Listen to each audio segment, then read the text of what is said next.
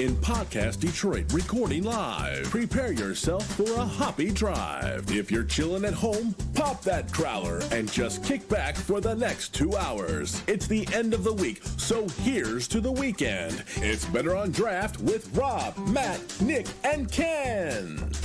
And we are live, episode number 183 of the Better on Draft podcast. My name is Ken. We are back in studio. It feels like it has been forever since we have been in here. But just as we get back into studio, we have a table full of beer. We're missing two hosts. It's just me and Rob. What's going on?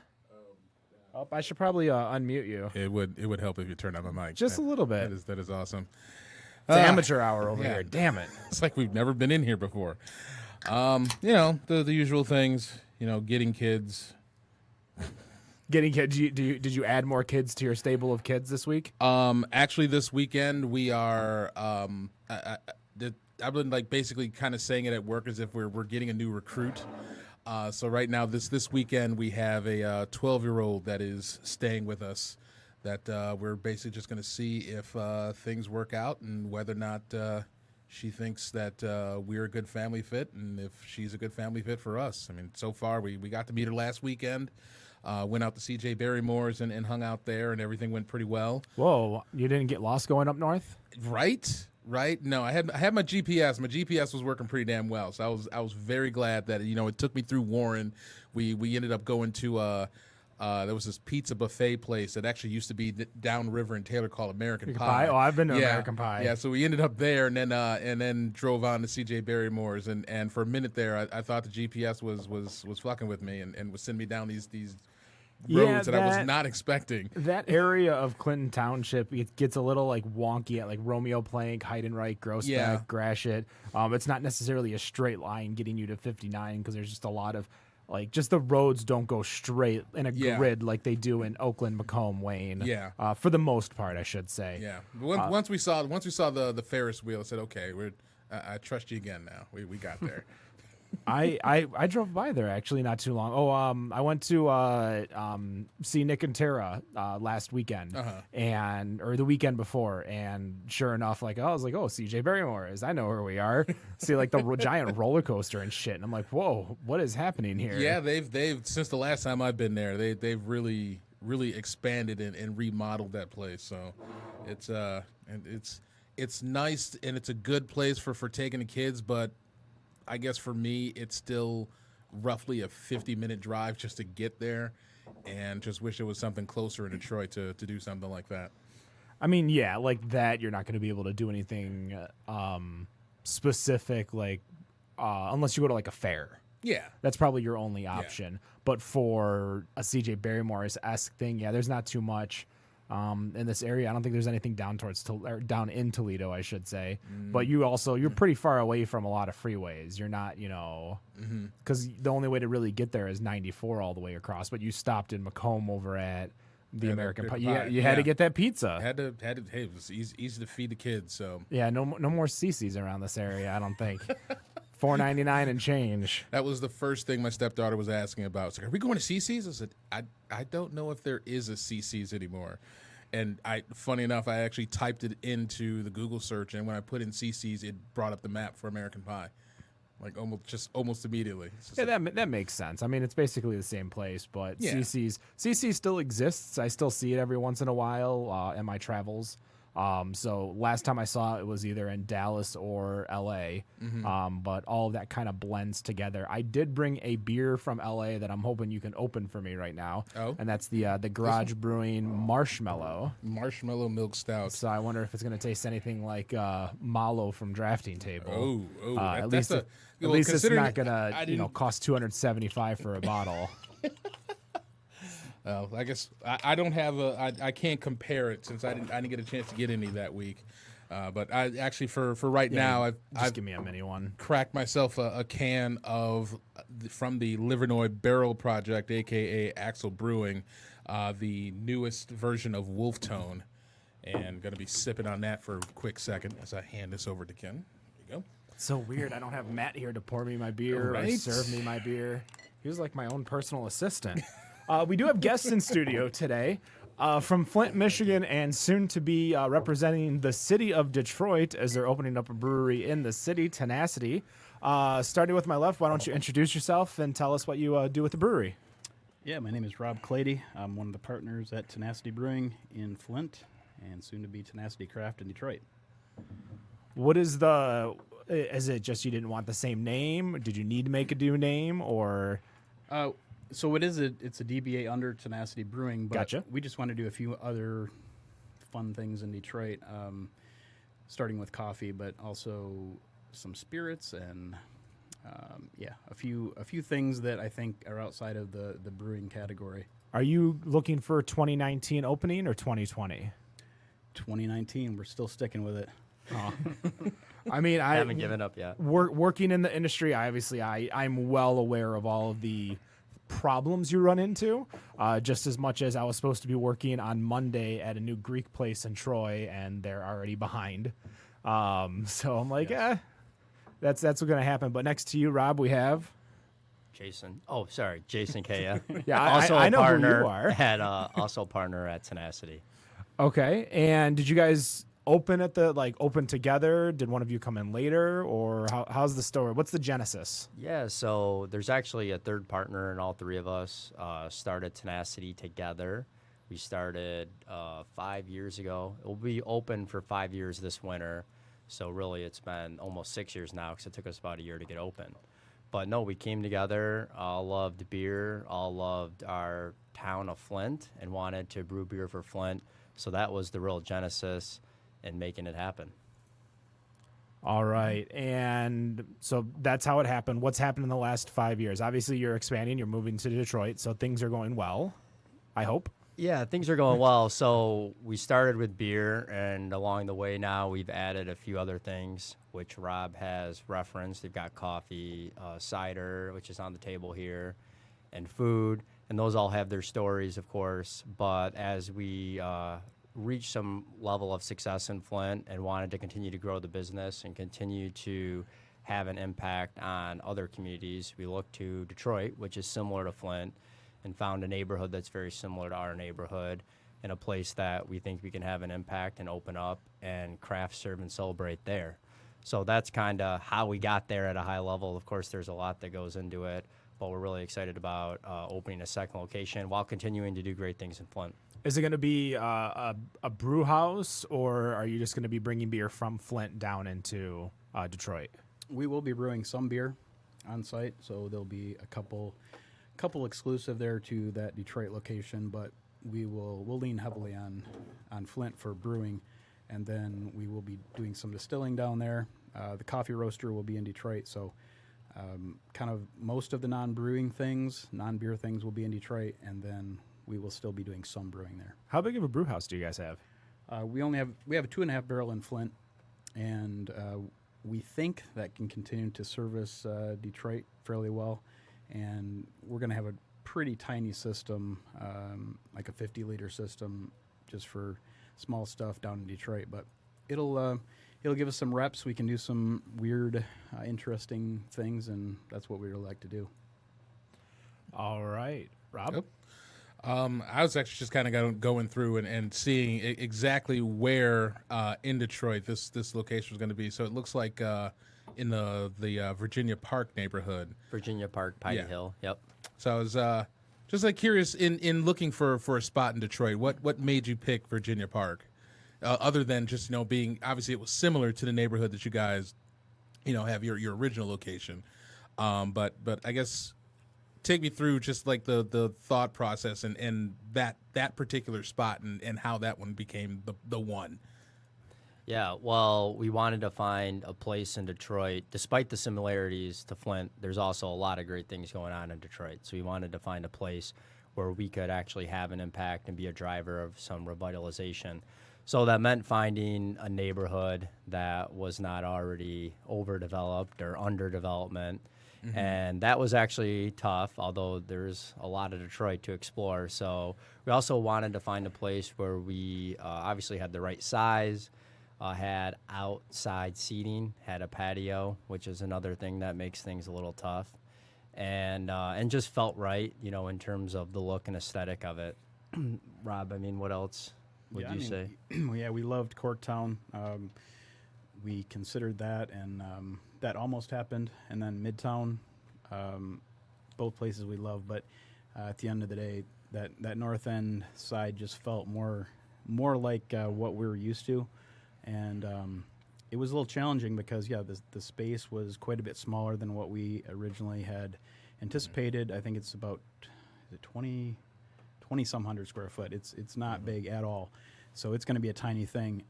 But like Jason mentioned, the outside, like the beer garden or the patio, that is in the summers, that is where, all the magic happens, at least in Flint, and we envision that for Detroit. So we thought, we can make this smaller space work. And yes, it does not feel like a developed area in as far as food and drink goes.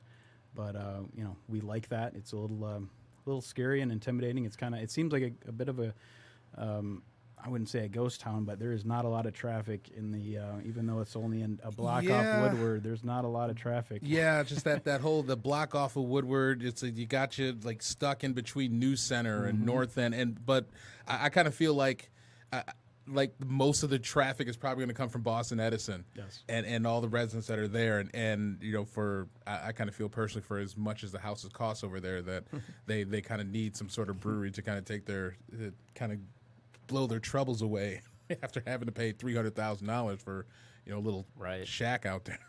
So. Right, I think the people that are there, it is a thriving neighborhood there, despite the lack of commercial activity, and that was interesting because, of course, you don't necessarily pick that up just by driving through. But as we've been there and gone to some community meetings and engaged the neighborhood, it's been really encouraging to find how active they are, and I think that the people that do live there are certainly going to appreciate a cup of coffee that's available in the morning, sitting outside at the cafe.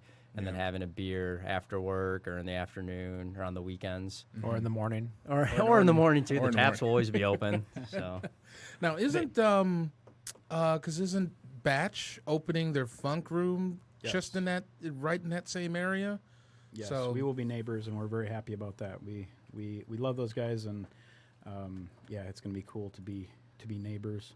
Got a brief tour of the new funk room, and that's going to be tiny as well. But there's something that is so, it's so right about just having that small, quaint space where you can get cozy, and I like that personally.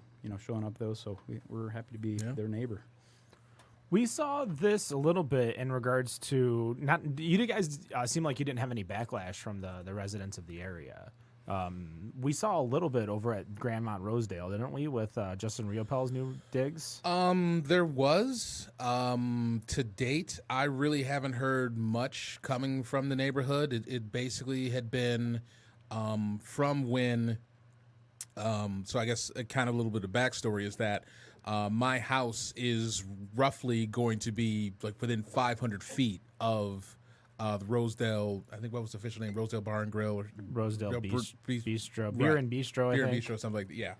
And so our neighbors all received notices about them opening, and if you had anything to say about it, to come up to City Hall and have a conversation about it. As far as the new, there was a little bit of pushback that came from that. Then there was pretty much in the neighborhood chatter of, hey, it's been a year. It's been a year and a half. They haven't built anything. It still looks ratty and unkept, and there's still those garbage cans there. What's going on? And I mean, it pretty much just came down to them trying to get funding and making sure that they got their funding. And last I heard, I thought their funding was secured. So it's just, I guess now it's just a matter of the build out and probably having to get the plans approved by the city, which seems to take forever, which I'm guessing since the whole trying to get done in 2019, I kind of feel like the city might be responsible for a little bit of that. Oh, well, yeah, I mean, there's a challenge, even going back to finding the place. I mean, it took us, a good 10 months on the ground in Detroit to find the place. And then we've been working on the licensing and plans approvals for another 6 to 8 months. Now we're under construction, and then that happens, and then you're looking for the final approval. So there's so much variability and how 1 week turns to 1 month kind of thing, and they're busy at every level of the government, city, Yeah. state, and federal. We had the federal shutdown during our process this time, which was a month we lost. So for sure, you're at the mercy of those things, and we know all too well how long, even in Flint, it happened, how long it can push things back. Right. Yeah, and I know with the shutdown, I know we've had a couple breweries and that have been on here and said that it really it obviously it stung, but it didn't really hurt them as much, and were able to get through it. So I mean, as far as that month that you guys lost, was it? I mean, how was that? Well, I'll give them credit because when they did reach out to us due to the shutdown, they were very serious about fast tracking the process. So they said, you had to respond within 2 weeks or we're dropping your application. So that kind of helped because, of course, we're happy to be responsive. And that ultimately ended up moving things probably faster than I think they would have. So I don't know that it was a net positive at the end because you still lost that month or so. Yeah. But I think we at least made up. So it ended up taking about the same time as the state and the city. I think we kind of learned with the most recent shutdown earlier this year is I think we learned how far the industry can stretch without really breaking. Because I think a lot of people were really close. A lot of people were, trying to get different, whatever approvals they needed, especially from the TTB. I think we got to like a certain point of like any longer, and I think we would have saw like issues that couldn't have happened. Because one of the big things we saw was Youngblood Vineyards over in Ray area. They were on our show not too long ago, and they actually explained to us like the problem is that they were just in a level of we don't know. Nobody knew how long it was going to last. Nobody knew what was going on. Nobody knew if they were going to get off the ground because they're just waiting. And when you have a product like wine, of course, you can sit on wine. It's not going to go bad. It's not like an IPA where somebody's waiting for the freshest of IPAs. But with they're waiting to make money. You invest 3 years of growing farm. You don't want to wait anymore. Like right. Day one is day one. Speaking of fresh, we actually had our brewery 424 party this past weekend, which they won the March Draftness over in Holland, Michigan. So went over there. We bought a keg of Juice Weasel, and that came, that went. The keg was literally 2 hours old. Oh wow! So the keg that they had earmarked for us did not pass quality control. So thankfully this one did. So we did our show at 8:00. Me, Ed, and Matt all had a flight. And then we just kind of opened the doors. What was interesting is that for the day it was, the weather and everything like that, we were giving away beer and people wanted to drink the barrel-aged stuff. Oh, wow. They had two barrel-aged beers. We were giving away a New England IPA, which is their #1 seller in sight.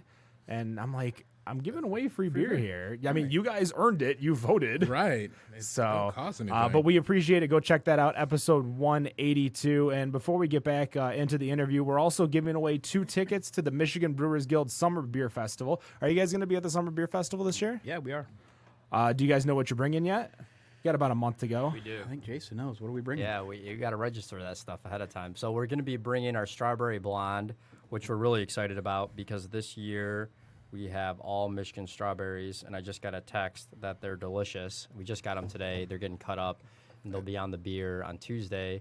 Looking at the picture of the strawberries right now. There you go. So it's on social media. So we're really excited about bringing that to the festival. We'll also be bringing a Brut IPA, our Midwest IPA, our Scotch Ale, and then what's the other one? I think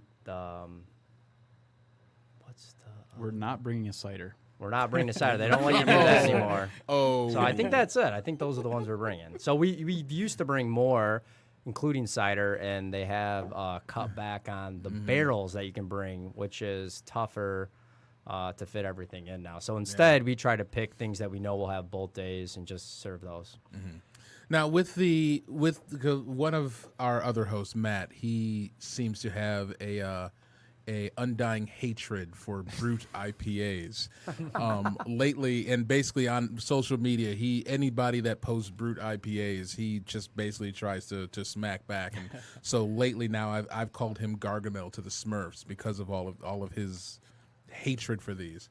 I mean, do you see a problem with the style? Was it something that you wanted to do, or is it one of those that it's gotten popular enough that, I think my crowd is going to like this?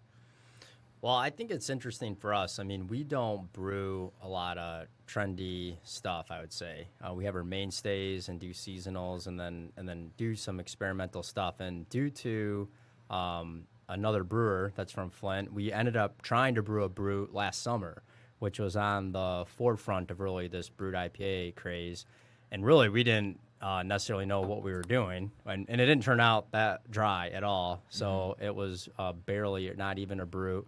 And then we haven't come back to it since then because, like I said, we're not really, trying to just go with all the trends. But we did want to do one. This came out really nice. It's not quite as dry as the other brutes, and that's nice still. It's really easy drinking.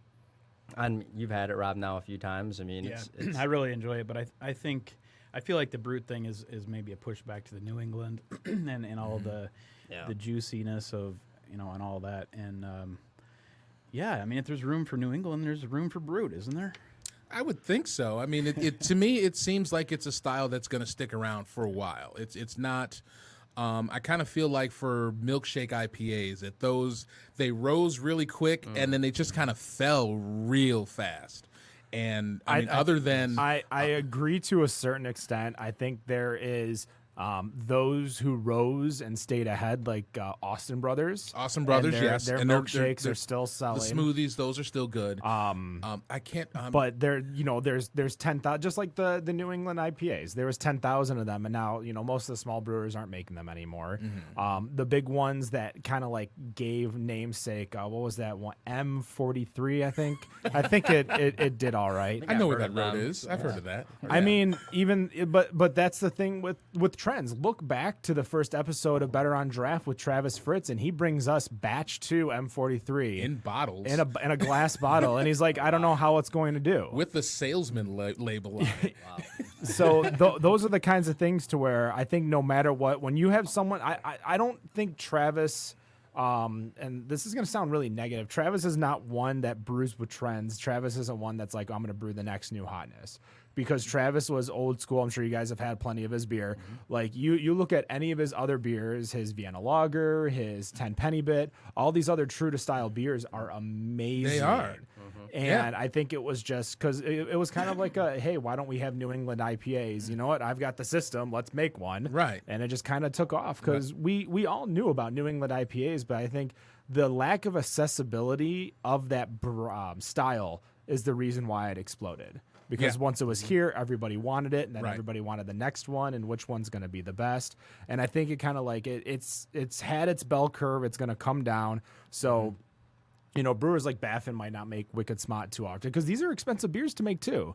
You can't just have them sitting on the shelves. Right. So everyone coming up they were looking instead of for an IPA, a New England IPA. I think now it's just kind of going back to an IPA and looking at other different options. And with Michigan and the weather and the change, I don't know what this summer is going to bring, especially if it's going to stay cloudy. Because we talk about it, but weather is a huge deciding factor of what people drink, what people want. If people aren't going outside, they're not drinking. They're not either. They're not. Well, they want to go out in the beer garden. They want to go in the patio. But they're also they want to do that in hot weather with a lighter beer. They're not.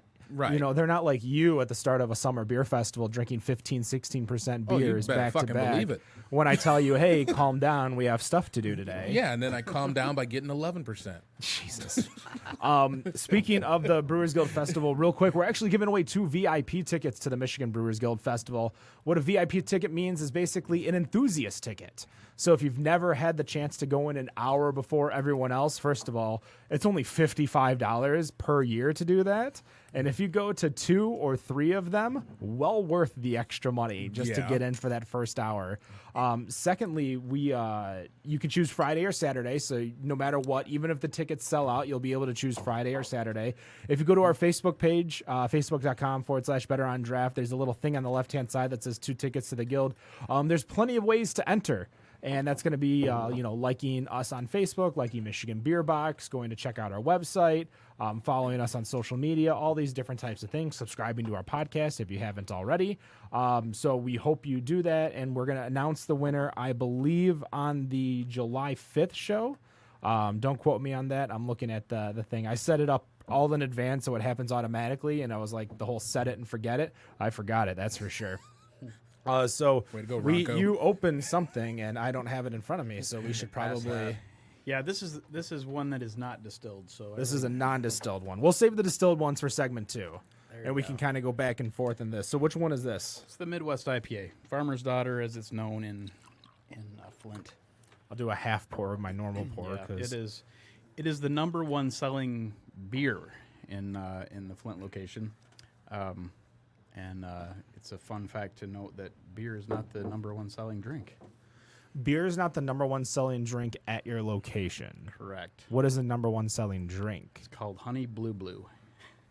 It is it is a cider that is sweetened with blueberries and honey. Wow. I mean, doesn't that kind of reach a sizer area as opposed to cider? Yep. I think you could call it that. But when it's a fun fact that people find surprising since we're a brewery. But I think what it is, we have obviously you have a winemaker's license. Yes, well, and we have a wide selection of beers on tap, and typically a couple, maybe up to 3 ciders. So the non-beer drinkers tend to gravitate towards that one, and it ends up making a large percentage of our sales, and it kind of surprised us. But this is our number one selling beer, the IPA. I mean, this is really like, I guess when most people I think expect an IPA, that they really expect that kind of mid-range bitter back end to it, and it's very smooth. It seems just like kind of just clean throughout, and I mean it's for all intents and purposes it's an IPA flavored IPA, and it's the hop. It's an interesting way to explain it, but I fully understand after drinking it, because I'm not getting like the dry bitter mouthfeel. Like I'm getting as if I were to imagine like an IPA soda stream, I think this is what I would get, which means it's good flavor, it's good profile without the backwash mouthfeel. Because right. I just can't stand anything too bitter, anything too piney, anything too dry. So I probably would drink 1 or 2 of these without any issues at all, which is good. Well, again, I don't drink IPAs, so That's high praise. I mean, yeah, or it's bad if I'm saying I don't like or I like your IPA. I don't know. Depends on how you do it. Now, if you give me a brown ale, I'm gonna judge the shit out of it. But so a confession. Before we came in tonight, Jason brought the actual. So we're not the brewers, by the way. We're two of the partners, and we are home brewers, but we're not the main brewer. And so, we're going through the binder, wondering like, oh man, if they ask us questions about these beers, we better know what we're talking about. And one thing that we noticed, Jason's like, can you look at the malt bill on this thing? So this, this has as much malt as the Scotch ale, which, we just noticed this. So it's very, very malty, and it, there are a lot of hops, but it's all that malt that balances it out. And so it is a lot. I mean, I personally like kind of a lighter kind of thing. So we do have a session IPA we call it, but it's a pale, and that would be my go-to. But there's a lot of flavor in here, but it's that malt that balances it out. Yeah, and where does this clock in at as far as ABV? This one, I think is just at 8%. The normal range is closer to 7.5. Okay, but this one was a little bit higher. This one crept up. This on us. this could be Crept very up on us. this could be very sneaky for somebody who's I'm not paying attention. I'm not tasting any booze, and if I wouldn't like. One thing we do at our show, we don't rate beers anymore, but you can always see what we drink at our Untapped page, which is BOD Podcast, and that's actually what I still use to find out ABVs, because you go to all these bars, and when you don't have a good menu build out or a menu layout like your Ale Marys or Hopcat or something like that tell you the ABV, you're kind of going in blind unless they give you the bottle itself. So if you're going in draft, like if I went to, On the Rocks over in Madison Heights, they're not going to tell me the ABV of the Rochester Red on draft. I'm just going to get a giant pint and I'm going to be like, what the hell? And even times where I went to, where's that, Terry's Terrace, and they didn't have the ABVs on there. Now, mind you, I was the dumbass because I knew what Final Absolution clocks in at. Yeah. They were the dumbass for feeding them to me in 22-ounce Pitchers. glasses. Whoa. Yeah. Now, I knew places that sold pitchers up in it's on Midland Street, so it's Bay City. There's this place that sold pitchers, and I'm working on their menu, and they're like, pitcher Final Absolution for $9. And I'm like, I think this should be 19, not 9. And he goes, no, it's 9. Field trip. I don't think the place is open anymore. Oh, okay. They didn't make it? It used I wonder to be, why. So the bar was split into 2, but I think they had damage of the building and they couldn't reopen. So I think half of it's open under a new owner, different restaurant, bar, or whatever. But yeah, no, they did not make it. Whether it was an act of God or an act of poor judgment on Something called margins. Yeah, but Final Absolution doesn't have a big price point though. That's not an expensive beer to make or sell. It's a little more expensive to make than your standard beer. But when we had Spencer on, he talked to us about how, having that price point for so long, he couldn't match the price point of craft beer as it's supposed to be made because they weren't making that much margins. Their goal was to sell in distro to get people into brewery. And now you guys, like, it's a lot different now because breweries are turning into the local watering holes as opposed to, an adventure you're supposed to go to. People go to the brewery to have a beer as if they were going to the local bar. Like, I know a lot of people who live in Northville. My friends used to live in Northville and they used to go to North Center Brewing every day as if it was just their local bar, and whatever beer on tap is what they had. Where's that located? It's on North Center Road, just south of 8 Mile Baseline. And you can go say hi to Cody, Kevin, great brewer and great owner over there. They have an amazing alt beer called Ultraviolet. I'm not saying it because it's the beer I made, but I'm saying it because it's the beer I made over there. Totally. I think Cody perfected it, though, but I was there for the first one, so that's what matters the most. Like, she kicks ass. yes, she does. She does. Actually, another question about the Detroit location. Now, obviously, in the Flint location, you guys have your entertainment, you have your live music, your yoga. You plan on doing that in the Detroit location? Yeah, I think that's the thought, is that events are really important, especially in terms of giving the community a place to celebrate and enjoy their community. So we want to keep doing that. It remains to be seen how they'll play out. Obviously, in Flint, it's been quite the evolution, and it still evolves every year in terms of what works and building these events. I mean, our trivia is a huge thing now, but it's taken years to get there. And I shouldn't say to get there, but to get where it is today. Right. It just keeps building. So I know in that. Detroit, we're going to be figuring out. I mean, who knows if it's going to be trivia there, if it's going to be yoga there, it's going to be live music, it's going to be something we haven't even thought of. I don't know. But we definitely want to use the space and activate the space. I mean, that's really important. To bring people in. Trivia at a new bar is always hard just because it's definitely. it's a gambling. Without a doubt. Both Rob, I used to, Rob still is. We worked for competing trivia companies. Oh, wow. Which is actually how we met each other, because we would message each other on Facebook like what we're drinking while we're hosting. That's and great. be like, oh, look at how many people I have tonight.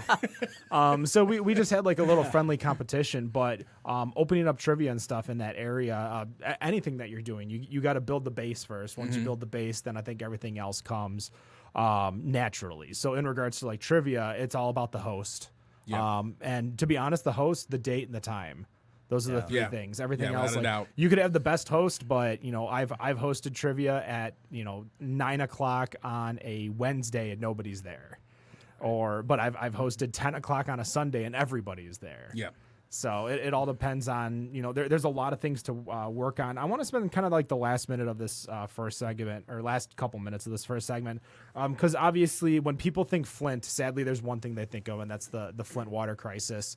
So when people come in and ask you about the water, they ask you about this stuff, what is your answer? Because a lot of people, when we talk about breweries that are in Flint or the Flint area, the first thing they talk about is water It's like quality. automatic stigma. Yeah.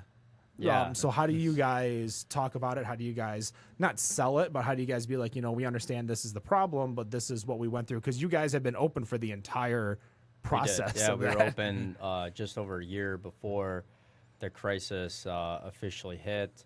So I just had the chance actually to speak to this group, Fermenta. I don't know if you're familiar Oh, with yes. them. Yeah, Yes. great group at Lansing Brewing Company. Yeah, Shout we out. actually we had Pauline on from Fermenta a while ago. Nice. We actually didn't realize we double booked her because we had her on 2 For weeks before. 2 weeks before that shorts. for shorts. Yes. And so they're like, Fermenta's like, oh, we're sending our local representative there, and we're like, oh, great. And then she shows up again. And we're like, oh, hi. Yeah. know you. Shout out to Angie and Annette as well, because Yes. just had a conversation with her, with them two, myself, Harry of the Brews Brothers, and Kuma, the brewer over at Cultivate.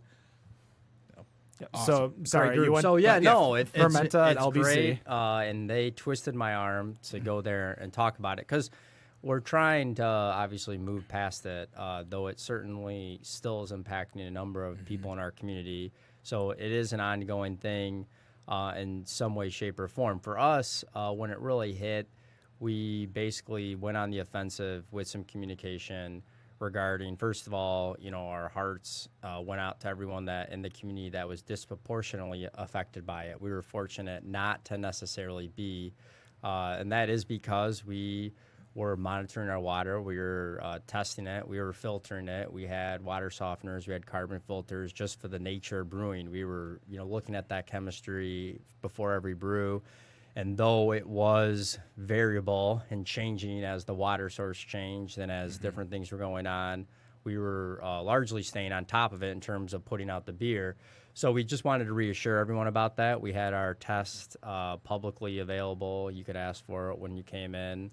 And then we also went ahead and had a Feel Good Tap essentially before. The Feel Good Tap was a statewide thing, and donated $1 from that tap to the Flint Kids Fund at the Community Foundation. So we were doing something for the community. We were being transparent about the water, and then also really putting that message out there for the other small businesses in town. We didn't want to have any backlash or have any downturn because we're all working really hard to revitalize our Right, community. yeah. And, we always feel like we're at a critical point, but certainly this was a critical point where we didn't want to lose too much momentum. And our community was great with supporting us and the other businesses and coming out and making sure that didn't happen. So we really wanted to be a part of that positive messaging. Ultimately, we benefited, and I mean, we feel grateful in terms of being able to be a spokesperson for our community. We were on CNN, we were in Men's Fitness, Thrillist did a huge article on us. I mean, the Weather Channel, all these media outlets were reaching out and looking to us as one of the examples of the revitalization efforts and the positive things that are going on in Flint. And obviously we could say actually we're brewing with this water, by the way, and that it's tested and filtered and it's okay to drink and not everyone is impacted. So we were able to be a positive in the whole thing and try to push through it for our community. But it's definitely something that now we're known for. We're asked a lot about. We have a lot of experience talking about. We have a lot of experience, more experience with water than we might have otherwise, which of course was just a beneficial thing in the long run. But yeah, I mean, our local community is good. We mainly get it at those beer fests now. We were talking Definitely. about earlier. I would just imagine the moment they actually just see your banner and they see Flint, Yeah. it just immediately that stigma hits. And it's like you said, you deal with the question more than enough that you're ready and prepared to answer it. So Well, I think it makes sense in regards to the amount of obviously filtration and making sure everything's good to go before you brew the beer. Like there's so much science in it. And the one thing that we learned within the crisis is that the water was continuously ever changing because not only did they change the source, but as it continuously went through the pipes, it continuously, was adding more and more, contaminants, we'll say. How are you guys, like, what is the situation up there now? Are things improving? Has it obviously, have you changed your filtration and everything again? Because obviously your water is changing drastically, hopefully in the other way. Yeah, actually, we've removed the water softener a couple years ago with the switch back to Detroit water. We didn't need that. We still have the carbon filter, and we're still testing and monitoring it, of course, anyway. But in our case, due to our pipes, both in our building and the existing pipes that are out from the city, being in whatever condition they're in, we're fortunate to not really have any lasting impact, whereas I know that's not the case in other buildings and other homes throughout the city. And now, to the city's credit, they've mobilized the resources and are working to replace those pipes. But it's a long-term problem, probably that every city is going to have in some shape or form. So it just needs to be, the work needs to be done, and I think I don't actually know, but halfway through, say, replacing those pipes. Okay. All right, well, guys, thank you so much. We're going to take a quick break. We'll be right back to try some interesting beers and takes on beers with the Better on Draft podcast.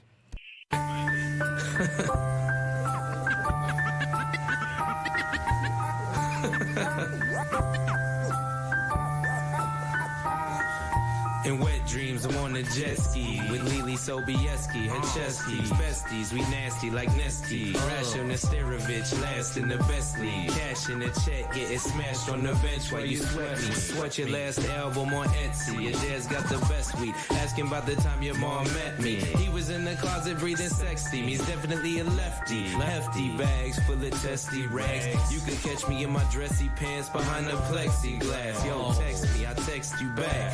A picture of my dick is sag, dressed up like the eagle on the Mexican flag. Now what's messing with that? What's messing with that? Hey, what's messing with that? Come on, I wanna hold your hand or whatever. I wanna hold your hand or whatever. I wanna hold. Honey dip is looking superb. I'm only trying to scoop her boob in the back of the stupid Uber.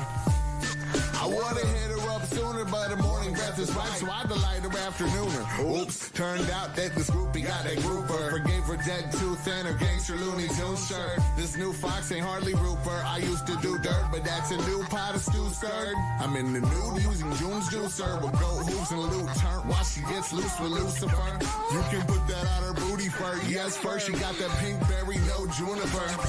I was in chains more than Alice. She came to snuff the rooster. All her jewels are pewter. A lady of few words. She got a free 2-life cruise shirt. Rendezvous crew used to do her. For more viruses than use computers. I wanna hold your hand or whatever. I wanna hold your hand or whatever. I wanna hold your hand or whatever. I wanna hold your hand. I wanna hold your hand. And maybe do some hand stuff. And maybe do some hand stuff. Come on, get out your handcuffs. Yeah. Yo. You got them feather joints, right? Yeah, shit's corny, but we're about to turn it out.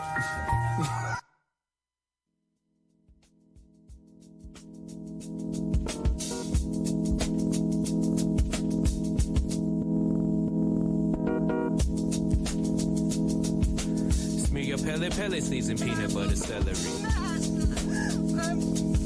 Somebody tell that Della Reese's peanut butter celery. Come on, get up and come on. Now that Cosby can't get Jello free, it's peanut butter celery. Tell him it's a felony, drug and peanut butter celery. For something healthier than shells and cheese, it's peanut butter celery. Mac and cheese. Designing women's Delta B loves peanut butter celery. Friends Ross Geller eats his peanut butter celery. What? Even if it's lies, the ball tells Rashid peanut butter celery. Yeah, but that's crossing the line right there. Pay my bank teller fees with peanut butter celery. How do consumers feel about this new development? It helps the nuns deal with celibacy, peanut butter celery. Plant some watermelon seeds and peanut butter celery. If you don't like chicken or watermelon, I heard the cat that Interstellar eats peanut butter celery. Make Screeching Kelly freeze with peanut butter celery. I'm in the street, Stella screaming peanut butter celery. In the final old yellow scene is peanut butter celery. When your bronchioles swell and squeeze peanut butter celery. I think that's it.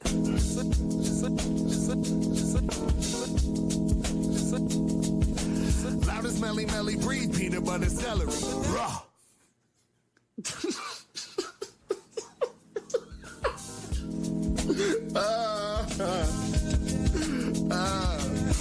Raw. And we are back, episode 183, Better on Draft podcast. My name is Ken, still in studio with us. We got Rob and Jason from Tenacity, and we're going to be doing something a little bit special for this second segment. No news with Rob just yet, but we've got a lot of beer on the table that we didn't really get through during the first segment. That's because we wanted to take some time and spend it kind of talking about it. So we've got some beer as well as some distilled beer. Am I correct in that statement? That's it. I mean, really, whiskey is really distilled beer when you come down to it. Whiskey is just like water is 90% beer. Way to go, Matt Rob. So let's open up. Let's save the Scotch one for last. You said the Scotch one was the best one, so let's save that for last. Let's crack open the one furthest all the way down. And that is the. Well, this is the basic. We call it the basic now. There's a story. We probably shouldn't get into the story, but this one we called it the. Come on, It's a Jason. blonde ale. He doesn't want to go into the story. No, I don't care. Go for it. Well, so I can see the where it's going already. This story used to be called the Basic Bitch, and it's basically the beer that when people come in and say, "Hey, do you have something that's like whatever Bud Light or whatever?" It's the lightest thing that we brew, so we called it tongue-in-cheek Basic Bitch, and then we've You went since to- matured. You went So to now a it's the meeting big- with Fermenta. and- Well, Well, no, that's why. the it's not funny called thing that. about it, the funny thing about this whole thing was take my. a lot of us. This is mine. A lot of us guys were were a little hesitant about that, but we kind of floated the name at an event, and the response from the middle-aged gals was overwhelming. They said, "Yes, definitely call it that." So we did, and it's a fine name, but we're calling it the Basic just because we want it to be about the beer, not the controversy so much, although it served its purpose, I suppose. But anyway, this is our Basic. It's just a blonde ale, and this is the beer that we then distilled into, not something you would typically do, just take a 5% beer and distill it.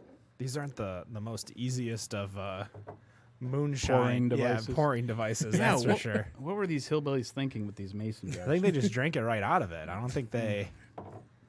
I think that's fine too. It the alcohol kills, and these have not been proofed down, so high alcohol, no idea. All right. So let's go through the Basic real quick. What do you think of the Basic, Rob? It's basic. It says what it does and does what it says. It's crushable. I mean, it's definitely crushable. This is something where, like, if I was thirsty, like, when you do, like, you fill up the glass of water to chug and then the second glass to drink after the fact, after, like, you go do the lawn or you do something, or you're really thirsty. This is where I would be like, I feel like I'd chug the first one and then just sip the second one and then kind of enjoy it. Because, like, I want that first taste, I want that first refreshment, and then bam, down the hatch. The back end has got me make me thinking that I was actually drinking the moonshine. So it just kind of has that little flavor bill. at Yeah, the end. I'm really interested to see how this is going to taste. I'm kind of scared because this Man, you guys It- thi- poured this a few thing is- ounces Oh there. my gosh! Yeah, easy I don't on know that. if I'm gonna drink the whole thing, but maybe save it and mix, like, have a mixture of all of them. Make myself like a Long Island iced tea There you go. at the end. So for more context, I will say that the Basic is our second best-selling beer. Not surprised since it's our lightest. But Rob mentioned about the IPA being number one. This is consistently number two. And really, those are just head and shoulders above the other beers that we have. What sucks is that I feel the heat a little bit now in my throat, but this tastes just like so smooth, so easy to drink, and the fact that you're telling me it's 120 proof. I love how the heat comes in late. Yeah, you're definitely love getting it in the that. back of the throat. Are you guys liquor guys at all? Or are you guys? I mean, you open a brewery, but Yeah, no, Yeah, I mean, that's why we're doing this. Yep, we are liquor guys. what's your go-to liquor when you're at home? You always got to have a bottle of. Well, I'm a Lagavulin 16 or Ardbeg 10. I like scotches, but if I had to pick a bourbon, it would be Booker's. I do like the cast strength stuff. So yeah, this this kind of heat, that's basically what it is. That 120 proof that goes into the barrel without being proofed out. Some people like the heat. I kind of do. I like the heat on the back end, not on the front end. Like when something tastes like booze, I just don't appreciate it. Like I started to get a lot more into booze late last year, and now that I'm drinking a lot more, I can understand and appreciate like what's good, what's not good. Is that a shout out to the 2 James episode? Well, the 2 James is definitely a start. Obviously, the change in my diet, removing so much of the beer that I drink now and going straight to liquor, has changed a lot. Yeah, because I mean that really puts you on vodka. Well, I always liked vodka, but I've told the story a dozen times. Like I stupidly, and mind you, it's my own fault, drank a whole fifth of Russian Standard 100 while watching Back to the Future. I mean, there was more than it was a Riff Tracks version. I don't know if you guys are kind of like Mystery Science Theater. There's a group in Dallas, Texas, and part of it is a drinking game. Now, for everyone listening who's never seen or who has seen Back to the Future but hasn't seen it in a while, watch the movie. Great movie. Every time you see obvious product placement, take a drink. Okay. And then call me in the morning. Deal. Because you don't realize it until you do it. And that's it's supposed to be every time you hear Great Scott or This Is Heavy, but then when they do the the flip, you're supposed to like just there's a lot of rules, but the product placement one is definitely the one that got me in trouble. And from that time, so that was August of 2012.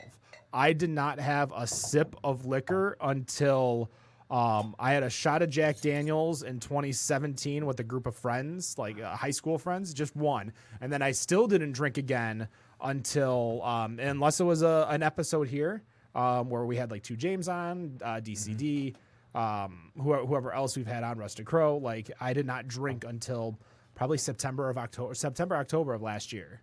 So that's I have liquor. I have 151 in my household because one, it's not going to get drank. I have aged bottles of vodka, tequila, rum, just because I wasn't drinking it. So it literally moved from apartment to apartment to apartment, and so I stopped it, but now that I'm more responsible. I wasn't driving, by the way, for the Russian Standard night. I was at a hotel the whole time. So we Fair figured. Enough. Fair enough. Yeah. You assumed. Yeah. You're not. I was at a conference in Dallas, Texas. So you're not going anywhere. Yeah. They invite this group called Master Pancake who does Riff Tracks every year. So that was the Back to the Future year. They've done last year was Terminator 2, which was. Or no, 2 years ago was Terminator 2. What was last? I can't even remember what last year was. But they've done everything, like popular movies like The Matrix, Lord of the Rings, just hysterical versions of these movies. Interesting to see. Yeah, what are we passing around right now? So we're going to skip the Scotch ale and go right to the cider. So we have our house cider. It's a bone dry cider, fermented all the way out, and then we distilled that into some brandy. This brandy, it was only distilled one time on a pot still. Typically, you want to do 2 or 3 minimum, and every time you do that, you purify it, you take off any out flavors, and then you wind up with a more neutral spirit. This was just distilled once, so you get all of the flavor in it, and it's quite remarkable to taste. Did you get this around here? Yes. Okay. So yeah, you taste the bone dry cider and the brandy. That is the distilled version. That's an interesting. What kind of apples are you using? Yeah, I think that there might be mixed. That's the coffee cider. Yeah. You got the espresso cider. Yeah, there you go. I mean, Are they there's both? our palate cleanser. Yeah, I think that's the house cider there. Well, they might have got mislabeled. Let's try Mislabeled. this one. I was wondering for a second because I was gonna like, say, this this- isn't very dry. Okay, At all. so Not So dry we're and gonna- also tasted a I was lot like damn, this is pretty good for a a lot like Sellerman's Ethiopian cider. yep, they got okay. So this Okay. one. Okay, well we'll enjoy the coffee Yeah, cider yeah. for a moment. coffee Well, cider. let's talk about the coffee. Definitely. Because the espresso cider, which got wedged in here, represents what we'd like to do more of, which is, now that we're roasting coffee, we're kind of in that game. Yeah, what happens if you add it to cider? And this is what you get. I mean, not the first time it's been done, but it's an interesting take. You know, if you like your uppers and downers together. No, I mean, and I know for a couple of my friends and my sister-in-law, shout out to Shelby, she is definitely a fan of Odd Side Ales and their coffee blonde. For some reason, I can't even remember the name of it right now. But I had got her onto Cellarman's coffee cider, and it pretty much jumped the list and passing Odd Side. And this is... I'm really enjoying this. It's almost like side by side to me with between this and Cellarman's. That just the cider and the coffee is just really what balanced. kind of coffee grounds are these? Yeah, It's a medium roasted Costa Rican. Okay. Yep. A honey processed if you're a coffee nerd. So it's got a little funk on it, but a little. Yeah. yeah. So the coffee, you should talk about the coffee, the sourcing and everything. Take pretty serious and done a lot of work on that end. Yeah, so I mean the coffee I guess is has something that has just kind of popped up and we've learned. Wait, you looking for a glass here? Yeah, I got one over here. Okay. There it is. Yeah, I think 5 years ago we wouldn't have known anything about coffee, but it's a big old rabbit hole, and we wound up in Costa Rica with a 4th generation farm where they pick the stuff, they process it, and we visit there every year, and we call it R&D, but it's really just a great vacation, honestly. Are you able now? I've flown with beer, obviously in a checked bag, but when you get into international flying, are you allowed to? You have? That's amazing. You can check beer. Yeah, you Okay. can check all liquor. Oh, okay, but you have to go through. You can't carry You it can't on. carry on. Can't carry it on. Oh Yeah. yeah. I do it every time I visit my brother in San Fran. Yeah, Okay, that's- you bring some back. That's yeah. that's how I got the marshmallow beer. Ah.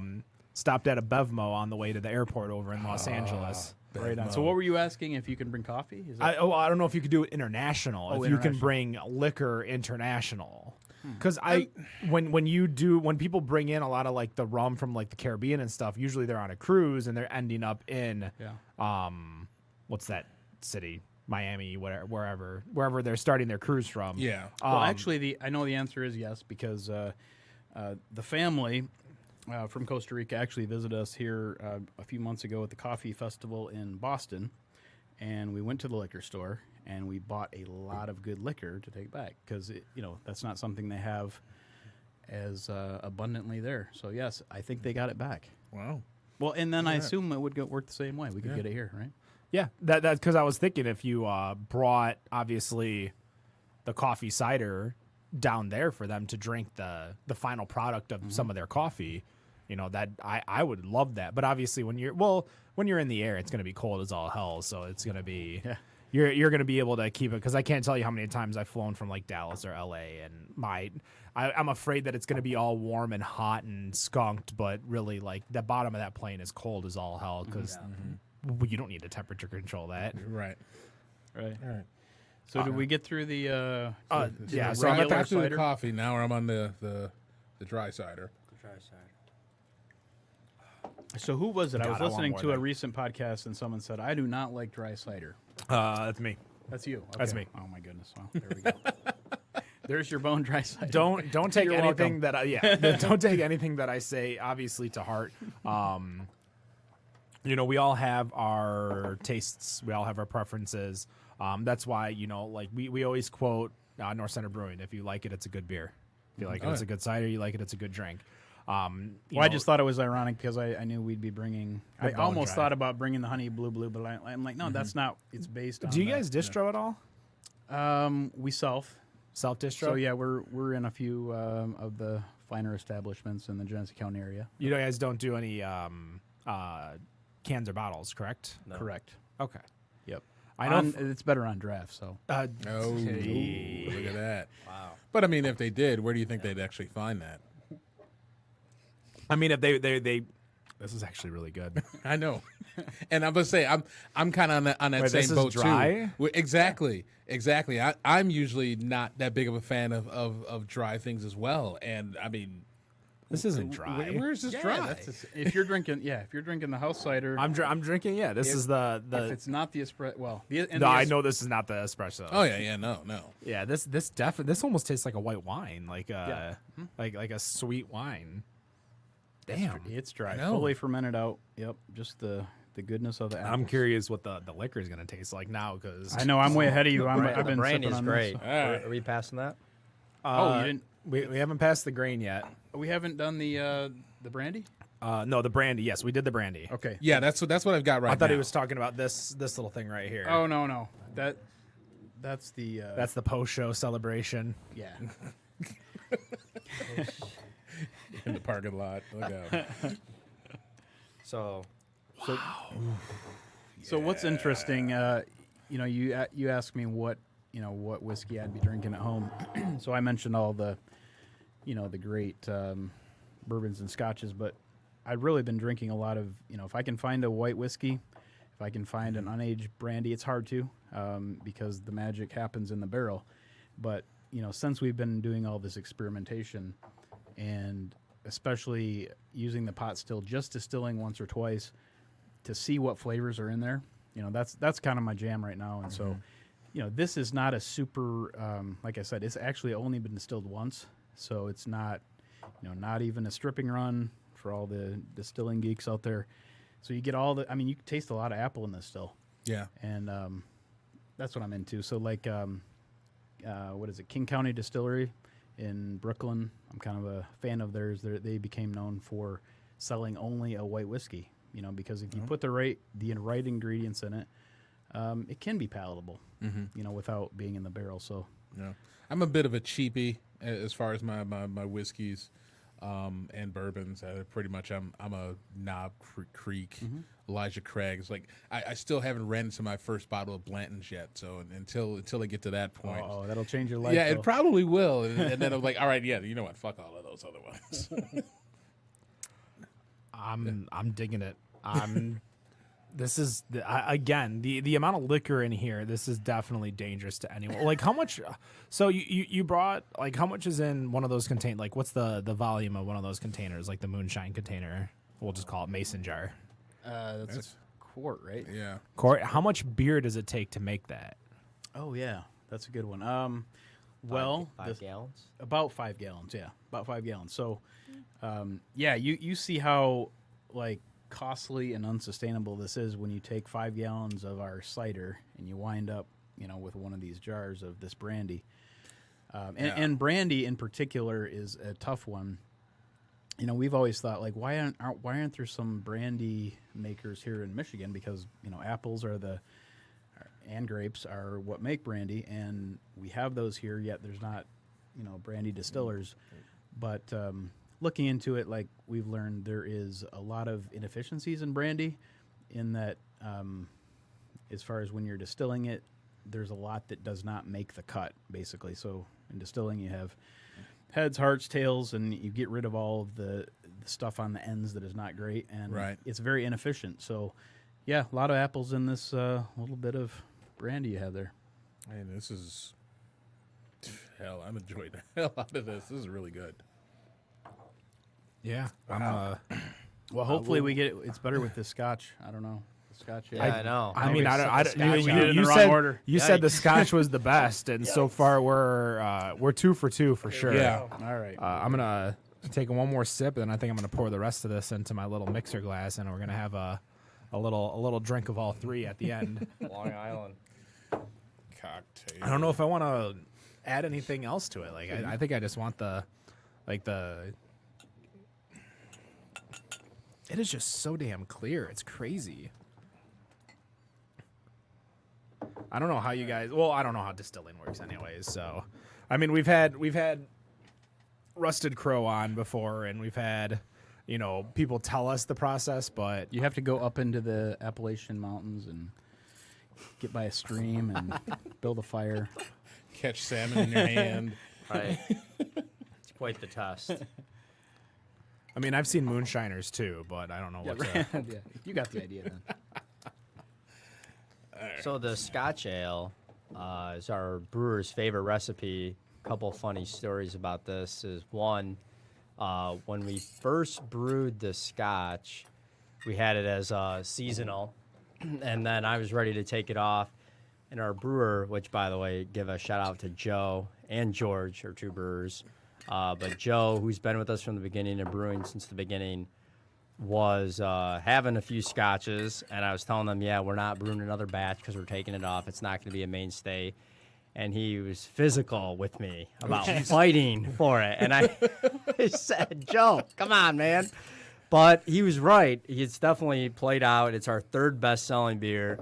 It did win a medal at the World Beer Expo in Frankenmuth last year.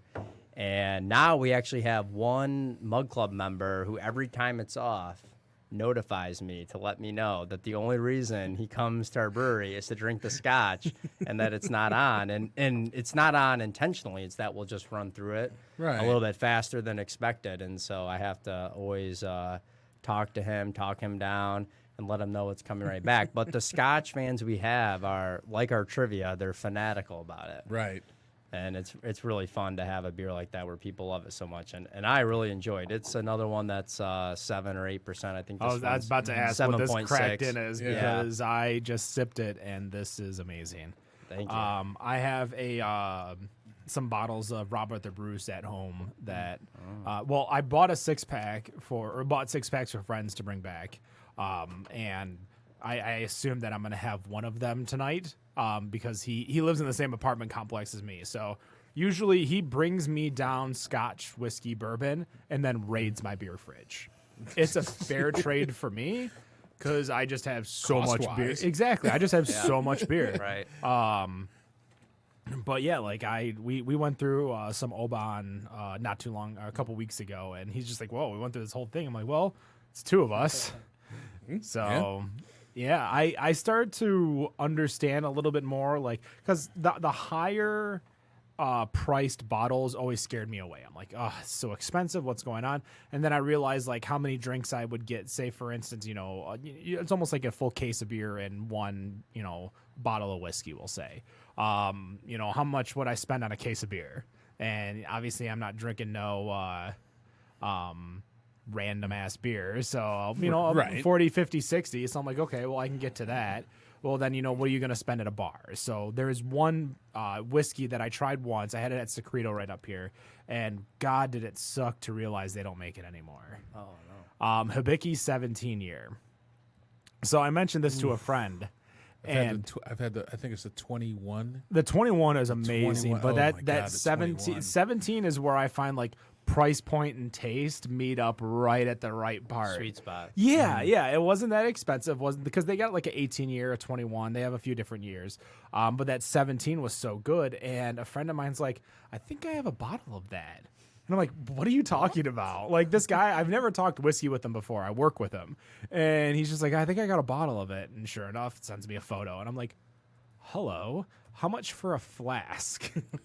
Right. I'm like, please don't rip me off. So I haven't necessarily bought it from him yet, but I have a feeling that I'm going to be getting it. But Nice. all right, so we got the Scotch is back to this. This is amazing. Like this is the definition of a Scotch ale, Without like, a doubt. Without a doubt. And you said you won the medal at World Expo, right? World Expo, yep. Yeah, There's- last year. I've been looking for a new Scotch ale, and Now, World Expo, we actually have 4 episodes from World Expo, a beer Y'all we do. recently did.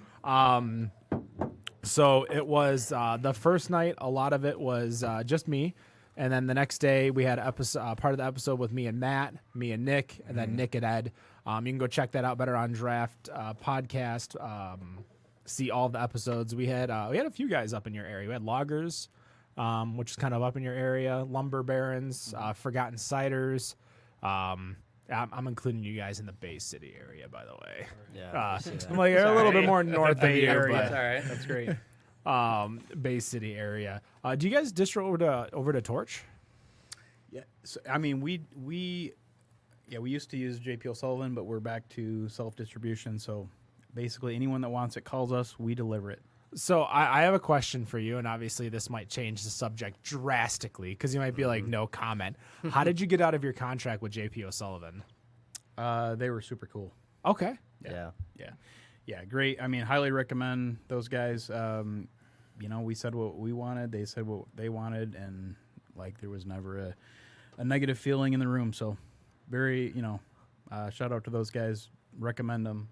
Apparently, they'll let you out of a contract. Well, I mean, I don't think that's necessarily the moral of the story, but in the same sense, when you're running a business and you're going into competition with them technically because you're going to be self-distroing, because you're either self-distroing or they're destroying. You can't necessarily do both. Well, I think what was clear for us is through a lot of transparency and good communication is that we recognized distribution wasn't going to be the way our business moved forward, and that's obviously the way their business works. So it wasn't necessarily that we were breaking with them so that we could go on our own and distribute more. In fact, it was quite the opposite. We were going to distribute way less and really focus on taproom sales. And this is right around the point that we were thinking about a second location and thinking about taproom sales as our primary way of selling, our primary source of revenue. And so I think they're good with that. And if we did get to a point where we had something in the bottle of the can or that we did want a mass distribution, we would definitely look to them again as a partner for that. But for right now, we're just looking at key accounts in the area and in Flint and Grand Blanc and in Fenton. Well, you can't spread yourself so thin that you're not, because obviously self-distro, you got to drive it in your own company car. Right, And right. there's so many rules in regards to self-distro. To be honest, like the MLCC is really cracking down a lot in this past year or so. We're noticing it with the charities because you guys are talking about the Feel Good Tap. Yeah. We saw Weifel technically get canceled. Williamston Invitational Festival of Loggers, yeah. which is the festival over in at Old Nation. Yep. So I think Paul Starr is taking it over and hosting an event there, which I mean is going to be fine. He hosts the events over at the Lugnut Stadium, so it's not like it's going to be some amateur person coming in to to run an event, which I think that's why they're okay with it. But yeah, they were doing it's I want to say it's called lunch packs for kids, but it's named something else. Okay. But it's for students during the summer to get lunches because they can't get it because usually sadly we live in a time where there's a lot of kids who don't have a hot they're waiting for dinner before they have their first hot meal. They're basically surviving on free lunches that they get at school. Exactly. But now that school is out, they have nothing. Exactly. Yeah. So I think that's survival kits. That's the name of it. Okay. So when they did the festival last year, everything was fine. But this year, we're noticing a lot, and I'm curious, and I'd love to, maybe I might head over to Batch Brewing one day and go talk to Steven Rogenson because obviously he does a lot with the Feel Good Tap, and he does a lot with 501c3s and mixing liquor with the 501c3s because that's the big deal. Are you guys noticing a change in the MLCC? Because were you guys at the Brewers Guild conference this year? We were at the Brewers Guild conference, yeah, and we now are officially part of the Feel Good Tap. Okay, and that's awesome. Yeah, exactly. So we do know that it's been clear to us that you cannot trade a beer for a donation. So basically, you can't say you buy this beer, we donate $1. That's not how it works. How it does work is if you buy this beer, that we will contribute money towards this charity from our general sales. And you kind of really need to keep that language clear so that officially no one gets the wrong idea because you're just not allowed to sell alcohol and take a portion of those sales and donate it. It just does not work that way. They want you to have a set price and you're going to be taxed on that and collect that revenue, and it's a very black and white system. See, and now that you say that, it makes me think back to the stories I've been seeing about the Resilience IPA and everything that had gone on with the wildfires. Well, and I again, know that that's some of that nationwide. That's That ain't- nationwide, and I know that's nationwide. But it makes me think like other states and their liquor commissions, and kind of makes me wonder that with their reporting that basically not even half of the money from the proceeds for that IPA from these breweries have even gotten out there yet, and obviously, I'm completely ignorant to everything that the MLCC is really doing. Yeah. But it makes me think from state to state, do they have stuff similar to that is probably hindering these breweries from even getting the money out there. Well, it doesn't hinder you because, of course, there's a way around it, which is to pick a random number or round up or do whatever you want to do on the back end, which is basically what we do. We look at what our sales are for the month, and then we pick a slightly higher number, and that's the donation we make. And now that's totaled over tens of thousands of dollars for us. So you can definitely still do it. And with the Resilience IPA, we didn't take part in that. I'm not exactly sure how people committed. But if they want to get the money out, you can still donate the money. It's not stopping you from donating the money. Okay. It's the language. It's the issue of language, things. right. Kind of like when we have our March Drabness party. Yeah. Yes, it is technically free to you beer that we're giving away, but we, Better on Draft, bought the beer, and you, as our friend, we bought you this beer. So there's nothing Right. against that's. Oh, actually, I learned that when I was 18, because at 18 years old, obviously you can't buy beer for yourself, but you can buy beer for other people at a bar. Really? Yes. This is a breakthrough here. So I learned this because it was a huge. I worked at a place that could have lost a lot of licenses because it was a bowling alley motel golf course. what So a combination. do you want to lose your liquor license at a bowling alley and golf course? No, you're not. You're going to be on top of your shit. So when I bowled, I used to be in, I bowled all throughout high school, and then I went to a men's league the second I turned 18 because there's no kids league, so you go to a men's league. So a lot of I think it was actually 19 at the time. My teammates were much older because I wound up joining or subbing for my dad's team the second year. And sure enough, if you get stuck in the bowling world, everybody gets a strike but you owe everyone a round. Yeah. So when that happened, I'm like, oh, I'll just give someone the money and they'll buy everyone beers. And for me, like I wound up like every time, every 2 times that I would get a stick, like I would get like an appetizer or some bullshit, fucking 19-year-old. I mean, I would never drink underage. Never. But that was the thing is that they, the waitress came by and she's like, I know he got stuck. Why are you giving me the money? Like, are you paying for it? He's like, oh, no, he gave me the money. And then she explained to us that you can buy other people alcohol, but you cannot buy it for yourself, consume it for yourself, anything like that. So it's probably different, obviously, in to-go situations when you're at a like a liquor store like Zaytuna Liquor. You can't buy liquor. Oh, no. For somebody else to go. You Jack can would give look you at you stupid. yeah. But in the same sense, for first he'd be like, why are you buying him and not yourself? Like he can buy it right over buy it, here. right there. Usually it's the other option. Like the older guy Right. is buying for the younger person. Right. But in regards to now, mind you, this was 2005. The law could have changed in 14 years, but I've gone under the same Check sense with to- your lawyer, kids. Yeah, but how often are 19-year-olds bowling in a men's league paying for their older people to drink when they get stuck?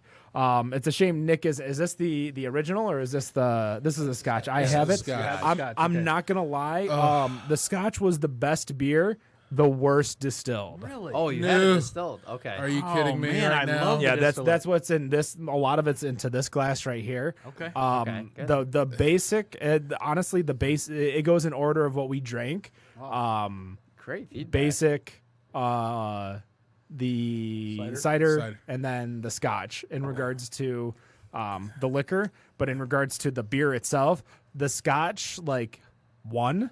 And then kind of like World Expo, I don't need to give a second or a third place because I just want to show how much better this Scotch ale is. Well, that just proves what we know because we've all been like, man, this Scotch distillate, I could drink that's when I can drink this white. This is Yeah. great. I mean, I was about to go to the bathroom and grab the toilet paper because this is the shit.